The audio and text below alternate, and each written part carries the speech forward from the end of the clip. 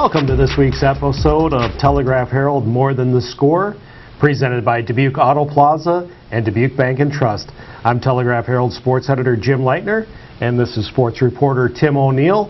We'll jump right into it. Obviously, fans are probably wondering where Steve Ortman is. Tim, can you kind of give us a little insight where Steve might be this week? Well, as some of you may know, he is a big Patriots fan. He was talking to me about a plan. He had to go help Tom Brady get ready for the AFC Championship game. I'm not sure exactly what that means. Just one bit of advice, Steve.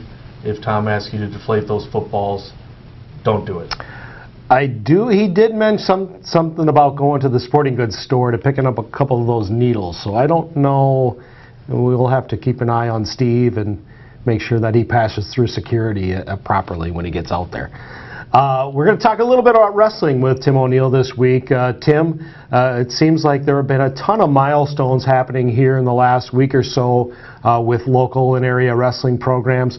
Shed a little light on the milestones that we've seen over the last week or so. Well, just recently for Dubuque Hempstead, a couple of wrestlers have won their 100th career matches.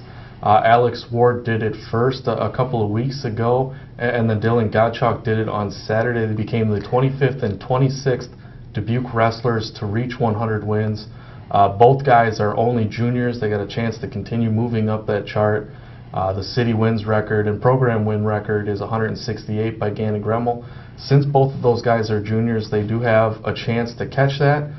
They need to do a lot of winning yet this season and next year to get there, but it's definitely within reach as they continue doing what they've been doing the past couple of years. And as we look at Western Dubuque, Max Lyon became their all-time winningest wrestler out there, earning his 166th career victory to pass Jim Gatto, who had 165.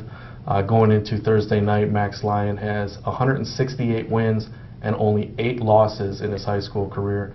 Just an outstanding wrestler, and not the only one who's done it at Western Dubuque this season. Braden Burt has also won his 100th match, and entering Thursday night, Aaron Costello is at 99 career wins.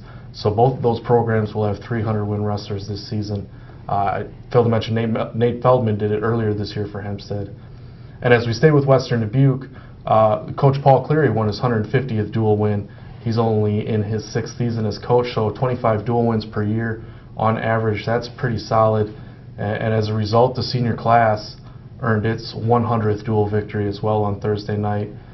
Just a bunch of milestones falling quickly, and obviously more to come as the season progresses as we get closer to the state tournament. Tell me a little bit about that 100-win mark. I know that it seems like now wrestlers get a lot more matches than they did 15 or 20 years ago. I know it was a lot harder to get into that 100-win club, 10 or 15 years ago, even 20 years ago. How big of how significant is it for a wrestler to get to that 100-win mark, and how special is it to reach that mark? I think it kind of depends on the wrestler. There are some wrestlers who maybe don't start out as freshmen or sophomores, or maybe start late in that period. And for them to get to 100 wins, it's still quite an accomplishment. But like you mentioned, they're wrestling quite a few matches this year. Just last year, Max Lyon went 51-0. So he's halfway to 100 right there in one season. For a lot of these guys who are wrestling all 4 years, 150 is really the new benchmark that they're shooting for. And Lyon and Gannon Gremmel for last year for Hempstead have been the only guys that we've had reach 150 wins in the last few years, other than Jim Gatto and Nick Steger out at Western Dubuque. So really that kind of is the plateau guys are going for. It's still obviously nice to get that round number, get to the triple digits, but it doesn't quite have the prestige it used to have. And some of the guys have been saying that as I talk to them for these stories, that 100 is nice, but it's not really the ultimate goal. We're getting to that point in the season. We're probably about a little more than a month away from going down to Wells Fargo for the state wrestling tournament. It kind of feels like right now that things are starting to ramp up a little bit on the wrestling scene, that guys are getting a little bit more excited. They're figuring out where they're going to wrestle, what weight, who they're going to have to face in the postseason. Tell me how are things kind of ramping up right now with really a month left to go to really fine-tune your game before you go to state? Well, really, this weekend down in Clinton, it's the Bob Luters Invitational, and that is a very prestigious tournament in eastern Iowa. It's got a lot of the top teams. Western Dubuque coach Paul Cleary calls it a mini state tournament because of some of the strong teams and traditional powers that they have there. So that comes a week before the conference tournament. So that really is a good chance to look at where you're at, how you stack up, and use that as something to build on going into those conference tournaments. Find out what you got to work on, where you're weak and where you're strong, and use those to the best of your ability as you go past the conference tournament and get into the sectional and district meets where, a loss really could derail your season. As I mentioned, we're about a month away. Who do you see right now as potential guys that can get down to Des Moines and do some damage and maybe make it onto the podium a month from now? I put your crystal ball out there. Who do you think? Who do you see as legitimate podium contenders this year? Well, let's start with the guys who are ranked number 1 in our area. Max Lyon and Aaron Costello, both from Western Dubuque, are both ranked number 1. Lyon at 182 and Costello at 285 in Class 3A. We also have another number 1 ranked guy that we really haven't talked about much at all, is Luke Hageman from Dyersville-Beckman. Obviously, he has a chance to not just to get down to state and get on the podium, but favored to win it based on his ranking this late in the season.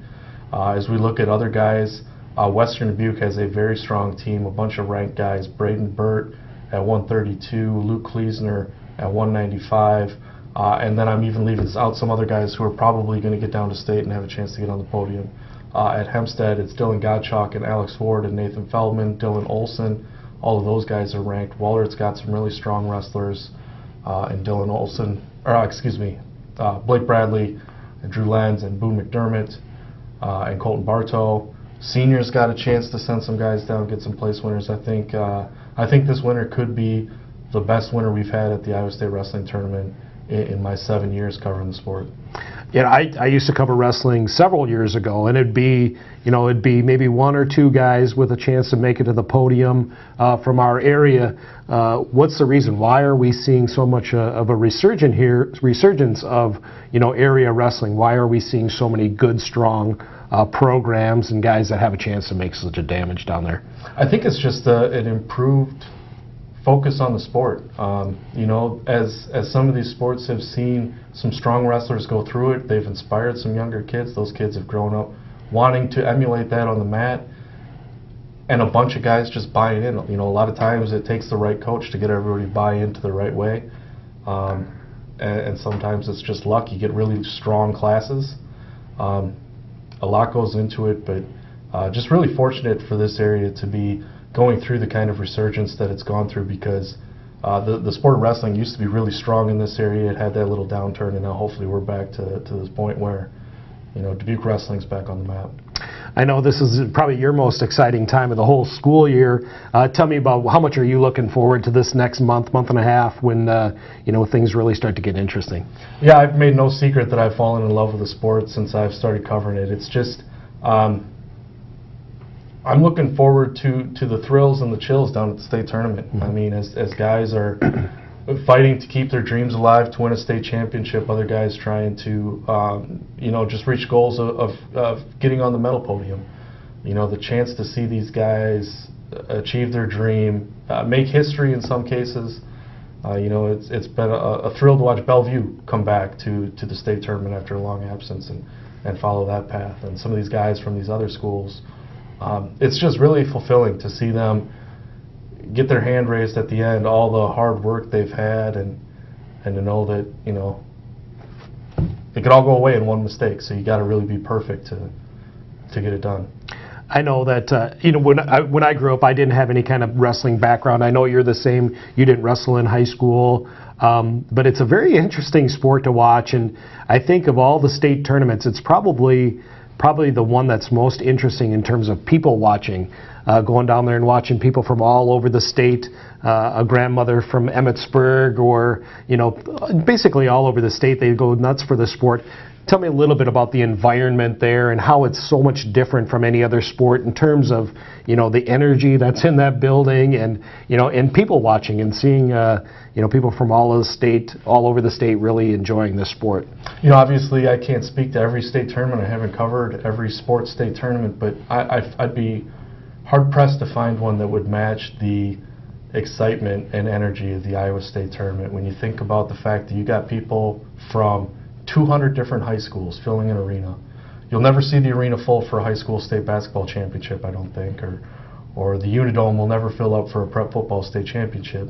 But Wells Fargo Arena will fill up to the rafters, and these fans will all be cheering on their different high schools, and they're all very educated. They know about all these different wrestlers, who's number one, who's a two-time state champion. I remember there was one year an early tournament match between a couple of three-time state champions. They were both trying to go for the fourth time, and everybody in the arena was fixated on this one match. It was like a state quarterfinal. It wasn't even on the final day of the tournament or anything like that. And everybody was just so into the match that I don't know that you'd be able to find that in any other state tournament. It's just awesome. Yeah, it's like I said, without having a big background in wrestling, it's a very fun sport to watch, and it's addicting. And like I said, it's a great event to people watch. And I think if you're from Iowa, it should be on your bucket list to at least go down to one state wrestling tournament. That should pretty much do it for Telegraph Herald More Than the Score, presented by Dubuque Auto Plaza and Dubuque Bank and Trust. Thank you, and we'll see you next week.